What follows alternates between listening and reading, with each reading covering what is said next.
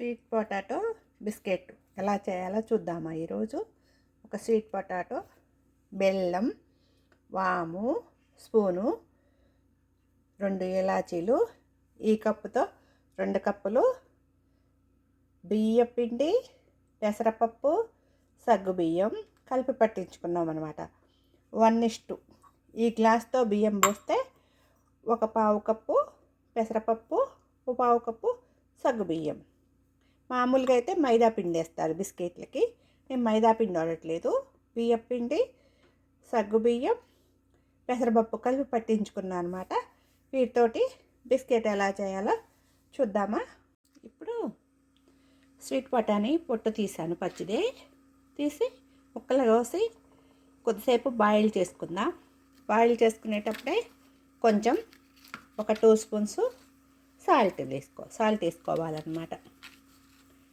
తొందరగా బాయిల్డ్ అవుద్ది. ఇప్పుడు స్వీట్ పొటాటో ఉడికిపోయింది. బెల్లం వేసి బాగా మ్యాష్ చేసుకొని పిండి కలుపుకొని అప్పుడు బిస్కెట్లు తీసుకుందాం. ఈ చపాతీ దాని మీద పెట్టుకొని రోల్ చేసుకొని ఇట్లా తిప్పేసుకోవాలన్నమాట. కింద చపాతీ పీటకి ఆయిల్ రాసుకోవాలి. ఇట్లా తిప్పినాక వీటిని ఇట్లా ముక్కలు కోసుకోవాలన్నమాట. ఇట్లా కోసుకొని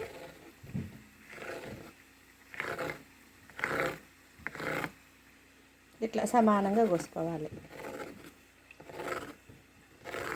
కావాలనుకుంటే బియ్యం పిండి వద్దనుకుంటే మీరు గోధుమ పిండి కూడా వేసుకోవచ్చు.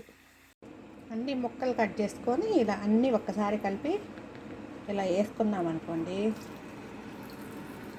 తక్కువలో లో ఫ్లేమ్లో పెట్టుకుని ఉంచుకుంటేనే కరకర ఉంటాయి. లేకపోతే ఉడక్క గట్టిగా ఉండి మాడిపోయినట్టు అవుతుంది అన్నమాట.